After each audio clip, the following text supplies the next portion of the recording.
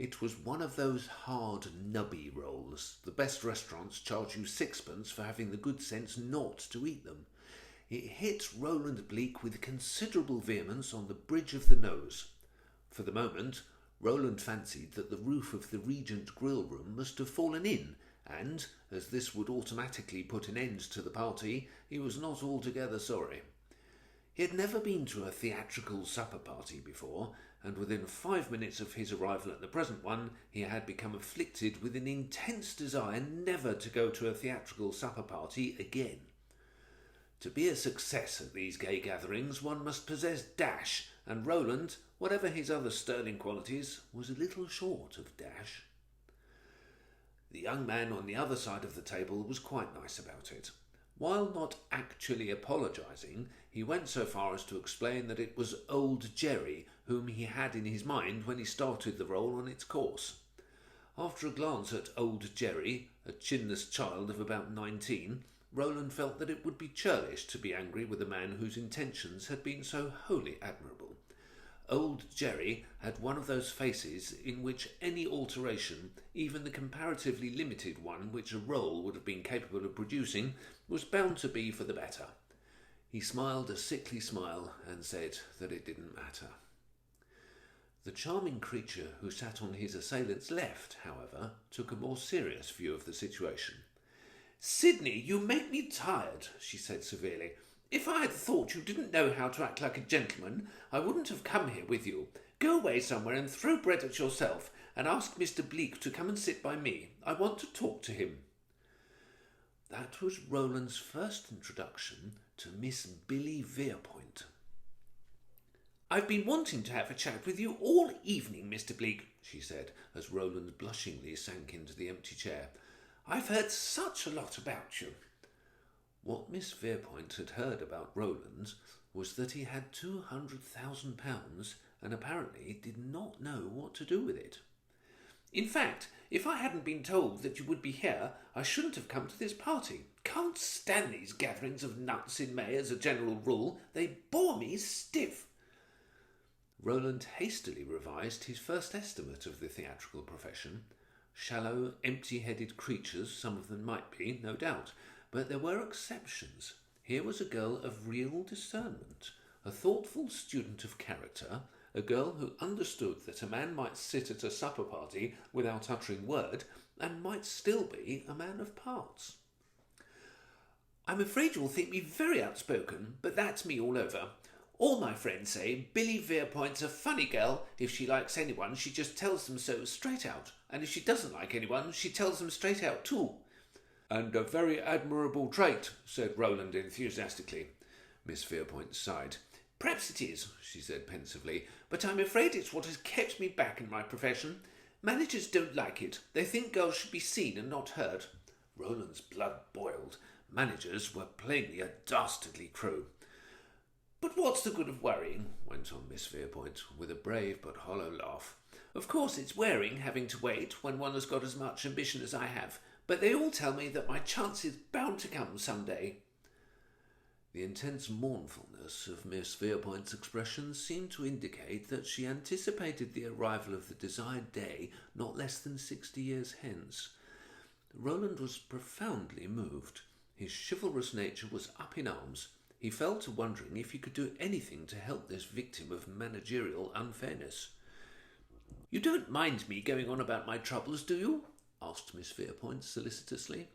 "One so seldom meets anybody really sympathetic." Roland babbled fervent assurances, and she pressed his hand gratefully. "I wonder if you would care to come to tea one afternoon," she said. "Oh, rather," said Roland. He would have liked to put it in a more polished way, but he was almost beyond speech. "Of course, I know what a busy man you are." "No, no." "Well, I should be in tomorrow afternoon, if you cared to look in," Roland bleated gratefully. "I'll write down the address for you," said Miss Verepoint, suddenly businesslike. Exactly when he committed himself to the purchase of the Windsor Theatre, Roland could never say. The idea seemed to come into existence fully grown, without preliminary discussion. One moment it was not, the next it was. His recollections of the afternoon which he spent drinking lukewarm tea and punctuating Miss Verepoint's flow of speech with yeses and nos, were almost so thoroughly confused that he never knew even whose suggestion it was. The purchase of a West End theatre, when one has the necessary cash, is not nearly such a complicated business as the layman might imagine. Roland was staggered by the rapidity with which the transaction was carried through. The theatre was his before he had time to realise that he had never meant to buy the thing at all. He had gone into the offices of Mr. Montague with the intention of making an offer for the lease for, say, 6 months, and that wizard, in the space of less than an hour, had not only induced him to sign mysterious documents which made him sole proprietor of the house, but had left him with the feeling that he had done an extremely acute stroke of business. Mr. Montague had dabbled in many professions in his time, from street peddling upward, but what he was really best at was hypnotism. Although he felt, after the spell of Mr. Montague's magnetism was withdrawn, rather like a nervous man who has been given a large baby to hold by a strange woman who has promptly vanished round the corner, Roland was to some extent consoled by the praise bestowed upon him by Miss Verepoint. She said it was much better to buy a theatre than to rent it, because then you escaped the heavy rent. It was specious, but Roland had the dim feeling that there was a flaw somewhere in the reasoning, and it was from this point that a shadow may be said to have fallen upon the brightness of the venture. He would have been even less self-congratulatory if he had known the Windsor Theatre's reputation. Being a comparative stranger in the metropolis, he was unaware that its nickname in theatrical circles was the Monk's Graveyard, a title which had been bestowed upon it not without reason. Built originally by a slightly insane old gentleman whose principal delusion was that the public was pining for a constant supply of the higher drama, and more especially those specimens of the higher drama which flowed practically without cessation from the restless pen of the insane old gentleman himself, the Windsor Theatre had passed from hand to hand with the agility of a gold watch in a gathering of racecourse thieves. The one anxiety of the unhappy man who found himself, by some accident, in possession of the Windsor Theatre was to pass it on to somebody else. The only really permanent tenant it had ever had was the representative of the official receiver. Various causes were assigned for the phenomenal ill luck of the theatre, but undoubtedly the vital objection to it as a temple of drama lay in the fact that nobody could ever find the place where it was hidden. Cabmen shook their heads on the rare occasions when they were asked to take a fare there. Explorers, to whom a stroll through the Australian bush was child's play, had been known to spend an hour on its trail and finish up at the point where they had started. It was precisely this quality of elusiveness which had first attracted Mr. Montague. He was a far-seeing man, and to him the topographical advantages of the theatre were enormous. It was further from a fire station than any other building of the same insurance value in London. Even without having regard to the mystery which enveloped its whereabouts, often after a good dinner he would lean comfortably back in his chair and see in the smoke of his cigar a vision of the Windsor Theatre blazing merrily, while distracted firemen galloped madly all over London, vainly endeavouring to get someone to try and direct them to the scene of the conflagration. So Mr. Montague bought the theatre for a mere song and prepared to get busy. Unluckily for him, the representatives of the various fire offices with which he had effected his policies got busy first. The generous fellows insisted upon taking off his shoulders the burden of maintaining the firemen whose permanent presence in a theatre is required by law. Nothing would satisfy them but to install firemen of their own and pay their salaries. This, to a man in whom the instincts of the phoenix were so strongly developed as they were in Mr. Montague, was distinctly disconcerting. He saw himself making no profit on the deal, a thing which had never happened to him before. And then Roland Bleak occurred, and Mr. Montague's belief that his race was really chosen was restored. He sold the Windsor Theatre to Roland for £25,000. That was £15,000 more than he himself had given for it, and this very satisfactory profit mitigated the slight regret which he felt when it came to transferring to Roland the insurance policies. To have effected policies amounting to rather more than £70,000 on a building so notoriously valueless as the Windsor Theatre had been an achievement of which Mr. Montague was justly proud, and it seemed sad to him that so much earnest endeavour should be thrown away. Over the little lunch with which she kindly allowed Roland to entertain her to celebrate the purchase of the theatre, Miss Verepoint outlined her policy. "What we must put up at the theatre," she announced, "is a review." "A review," repeated Miss Verepoint, making as she spoke little calculations on the back of the menu. "We could run for about 1,500 a week, or say 2,000. Saying 2,000, thought Roland to himself, is not quite the same as paying 2,000. So why should she stint herself? "I know 2 boys who could write us a topping review," said Miss Verepoint. "They'd spread themselves too, if it was for me. They're in love with me, both of them. We'd better get in touch with them both at once." To Roland, there seemed to be something just the least bit sinister about the sound of the word touch, but he said nothing. "Why, there they are, lunching over there," cried Miss Verepoint, pointing to a neighbouring table. "Now, isn't that lucky?" To Roland, the luck was not quite so apparent, but he made no demur to Miss Verepoint's suggestion that they should be brought over to their table. The 2 boys, as to whose capabilities to write a topping review Miss Verepoint had formed so optimistic an estimate, proved to be well-grown lads of about 45 and 40 respectively. Of the 2, Roland thought that perhaps R.P. de Paris was a shade the more obnoxious, but a closer inspection left him with a feeling that these fine distinctions were a little unfair with men of such equal talents. Bromham Rhodes ran his friend so close that it was practically a dead heat. They were both fat and somewhat bulgy-eyed. This was due to the fact that what review writing exacts from its exponents is the constant assimilation of food and drink. Bromham Rhodes had the largest appetite in London, but, on the other hand, R.P. de Paris was a better drinker.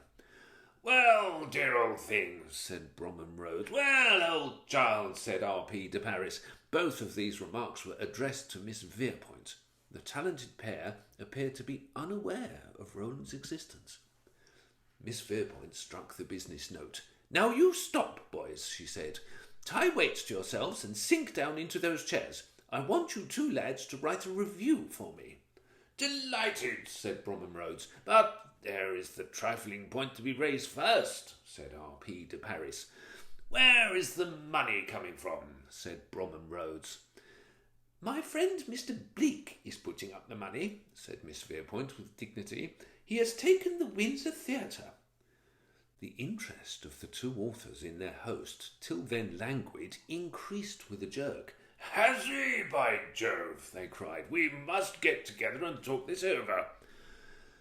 It was Roland's first experience of a theatrical talking over, and he never forgot it.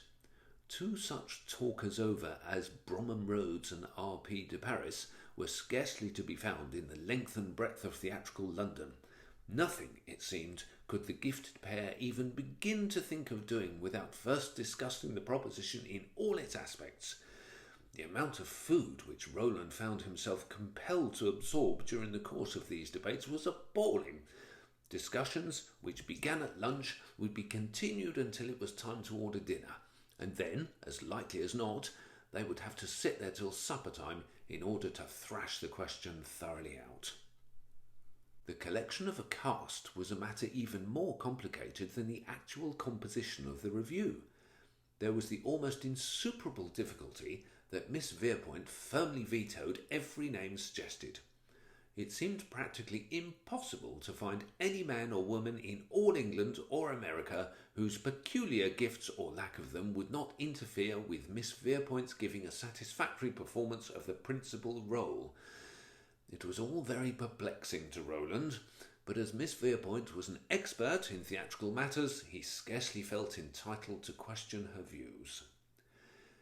It was about this time that Roland proposed to Miss Verepoint. The passage of time and the strain of talking over the review had to a certain extent moderated his original fervour.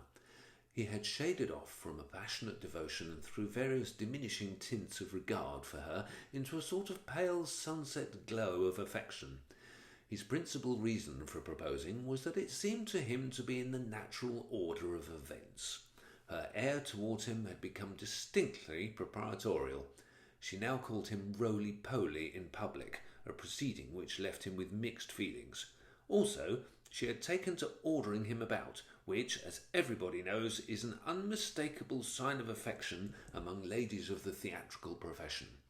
Finally, in his chivalrous way, Roland had begun to feel a little apprehensive lest he might be compromising Miss Verepoint.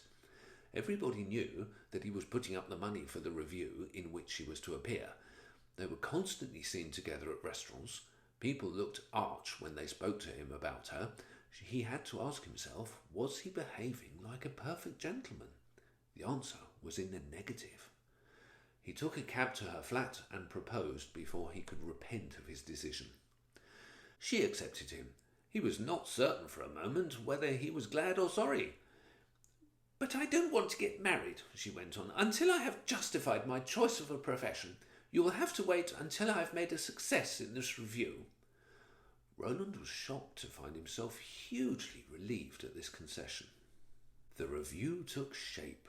There did apparently exist a handful of artistes to whom Miss Verepoint had no objection, and these, a scrubby but confident lot, were promptly engaged. Sallow Americans sprang from nowhere with songs, dances, and ideas for effects. Tousled-haired scenic artists wandered in with model scenes under their arms. A great cloud of chorus ladies settled upon the theatre like flies. Even Bromham Rhodes and R.P. de Paris, those human pythons, showed signs of activity. They cornered Roland one day near Swan and Edgar's, steered him into the Piccadilly grill room, and over a hearty lunch read him extracts from a brown paper-covered manuscript, which they informed him was the first act. It looked a battered sort of manuscript, and indeed it had every right to be. Under various titles and various times, Bromham Rhodes and R.P. de Paris' first act had been refused by practically every responsible manager in London, as "Oh, What a Life," it had failed to satisfy the directors of the Empire. Rechristened Wow Wow, it had been rejected by the Alhambra. The Hippodrome had refused to consider it, even under the name of Hallo Cellarflap, and it was now called Pass Along Please, and according to its authors was a real review. Roland was to learn, as the days went on, that in the world in which he was moving, everything was real review that was not a stunt or a corking effect. He floundered in a sea of real review, stunts and corking effects. As far as he could gather, the main difference between these things was that real review was something which had been stolen from some previous English production, whereas a stunt or corking effect was something which had been looted from New York. A judicious blend of these, he was given to understand, constituted the sort of thing the public wanted. Rehearsals began before, in Roland's opinion, his little army was properly supplied with ammunition. True, they had the first act, but even the authors agreed that it wanted bringing up to date in parts. They explained that it was, in a manner of speaking, their life work, that they had actually started it about 10 years ago, when they were careless lads. Inevitably, it was spotted here and there with smart topical hits of the early years of the century, but that, they said, would be all right. They could freshen it up in a couple of evenings. It was simply a matter of deleting allusions to the pro-Boers and substituting lines about Marconi shares and Mangelwurzels. "It'll be all right," they assured Roland. "This is real review." In times of trouble, there is always a point at which one may say, "Here is the beginning of the end." This point came with Roland at the commencement of rehearsals. Till then, he had not fully realised the terrible nature of the production for which he had made himself responsible. Moreover, it was rehearsals which gave him his first clear insight into the character of Miss Verepoint. Miss Verepoint was not at her best at rehearsals. For the first time, as he watched her, Roland found himself feeling that there was a case to be made out for the managers who had so consistently kept her in the background. Miss Verepoint, to use the technical term, threw her weight about.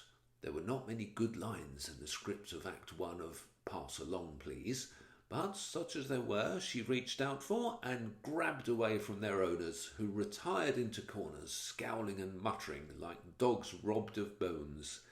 She snubbed everyone, Roland included.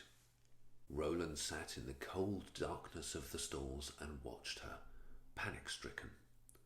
Like an icy wave, it had swept over him what marriage with this girl would mean. He suddenly realised how essentially domestic his instincts really were. Life with Miss Verepoint would mean perpetual dinners at restaurants, bread-throwing suppers, motor rides, everything that he hated most. Yet, as a man of honour, he was tied to her. If the review was a success, she would marry him, and reviews, he knew, were always successes. At that very moment there were 6 best reviews in London running at various theatres. He shuddered at the thought that in a few weeks there would be 7. He felt a longing for rural solitude. He wanted to be alone by himself for a day or two, in a place where there were no papers with advertisements of reviews, no grill rooms, and above all no Miss Billy Verepoint.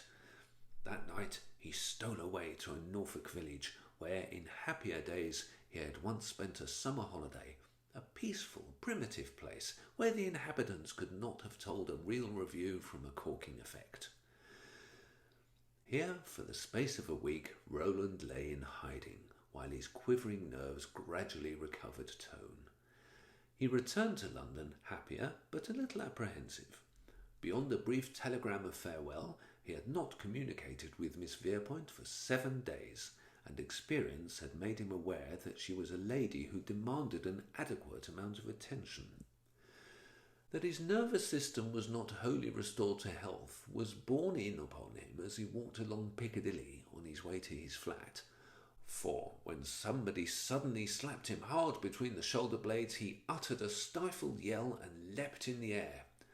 Turning to face his assailant, he found himself meeting the genial gaze of Mr. Montague, his predecessor in the ownership of the Windsor Theatre. Mr. Montague was effusively friendly, and for some mysterious reason congratulatory. "You've done it, have you? You've pulled it off, did you? And in the first month, by George, and I took you for the plain ordinary mug of commerce. My boy, you're as deep as they make 'em. Who'd have thought it, to look at you? It was the greatest idea anyone ever had, and staring me in the face all the time, and I never saw it. But I don't grudge it to you. You deserve it, my boy. You're a nut." I really don't know what you mean." "Quite right, my boy," chuckled Mr. Montague. "You're quite right to keep it up, even among friends. It don't do to risk anything, and the least said, soonest mended." He went on his way, leaving Roland completely mystified. Voices from his sitting room, among which he recognised the high note of Miss Verepoint, reminded him of the ordeal before him. He entered with what he hoped was a careless ease of manner, but his heart was beating fast. Since the opening of rehearsals, he had acquired a wholesome respect for Miss Verepoint's tongue. She was sitting in his favourite chair. There were also present Bromham Rhodes and R.P. de Paris, who had made themselves completely at home with a couple of his cigars and whisky from the oldest bin. "So here we are at last," said Miss Verepoint querulously. "The valet told us you were expected back this morning, so we waited. Where on earth have you been to, running away like this without a word?" "I only went—" "Well, it doesn't matter where you went. The main point is, what are you going to do about it?" "We thought we'd better come along and talk it over," said R.P. de Paris. "Talk what over?" said Roland. "The review." "Oh, don't try and be funny, for goodness sake," snapped Miss Verepoint. "It doesn't suit you. You haven't the right shape of head. What do you suppose we want to talk over? The theatre, of course." "What about the theatre?" Miss Verepoint looked searchingly at him. "Don't you ever read the papers?" "I haven't seen a paper since I went away." "Well, better have it quick and not waste time breaking it gently," said Miss Verepoint. "The theatre's been burnt down. That's what's happened." "Burnt down? Burnt down?" repeated Roland. That's what I said, didn't I? The suffragettes did it. They left copies of Votes for Women about the place. The silly asses set fire to 2 other theatres as well, but they happened to be in the main thoroughfares, and the fire brigade got them under control at once. I suppose they couldn't find the Windsor. Anyway, it's burnt to the ground, and what we want to know is what are you going to do about it? Roland was much too busy blessing the good angels of Kingsway to reply at once. R.P. de Paris, sympathetic soul, placed a wrong construction on his silence. Poor old Rowley, he said. It's quite broken him up. The best thing we can do is all go off and talk it over at the Savoy, over a bit of lunch. Well, said Miss Verepoint, what are you going to do? Rebuild the Windsor or try and get another theatre? The authors were all for rebuilding the Windsor. True, it would take time, but it would be more satisfactory in every way. Besides, at this time of year, it would be no easy matter to secure another theatre at a moment's notice. To R.P. de Paris and Bromham Rhodes, the destruction of the Windsor Theatre had appeared less in the light of a disaster than as a direct intervention of the part of Providence. The completion of that tiresome second act, which had brooded over their lives like an ugly cloud, could now be postponed indefinitely. Of course, said R.P. de Paris thoughtfully, our contract with you makes it obligatory on you to produce our review by a certain date, but I dare say, Bromham, we could meet Rowley there, couldn't we? Sure, said Rhodes. Something nominal, say a further 500 on account of fees would satisfy us. I certainly think it would be better to rebuild the Windsor, don't you, R.P.? I do, agreed R.P. de Paris cordially. You see, Rowley, our review has been written to fit the Windsor. It would be difficult to alter it for production at another theatre. Yes, I feel that rebuilding the Windsor would be your best course. There was a pause. What do you think, Roly-Poly? Asked Miss Verepoint, as Roland made no sign. Nothing would delight me more than to rebuild the Windsor, or to take another theatre, or to do anything else to oblige, he said cheerfully. Unfortunately, I have no more money to burn. It was as if a bomb had suddenly exploded in the room. A dreadful silence fell upon his hearers. For the moment, no one spoke. R.P. de Paris woke with a start out of a beautiful dream of prawn curry, and Bromham Rhodes forgot they had not tasted food for nearly 2 hours. Miss Verepoint was the first to break the silence. Do you mean to say, she gasped, that you didn't insure the place? Roland shook his head. The particular form in which Miss Verepoint had put the question entitled him, he felt, to make this answer. Why didn't you? Miss Verepoint's tone was almost menacing. Because it did not appear to me to be necessary. Nor was it necessary, said Roland to his conscience. Mr. Montague had done all the insuring that was necessary, and a bit over. Miss Verepoint fought with her growing indignation and lost. What about the salaries of the people who have been rehearsing all this time? She demanded. I'm sorry that they should be out of an engagement, but it is scarcely my fault. However, I propose to give each of them a month's salary. I can manage that, I think. Miss Verepoint rose. And what about me? What about me? That's what I want to know. Where do I get off? If you think I'm going to marry you without getting a theatre and putting up this review, you're jolly well mistaken. Roland made a gesture which was intended to convey regret and resignation. He even contrived to sigh. Very well, then, said Miss Verepoint, rightly interpreting this behaviour as his final pronouncement on the situation. Then everything's jolly well off. She swept out of the room, the 2 authors following in her wake like porpoises behind a liner.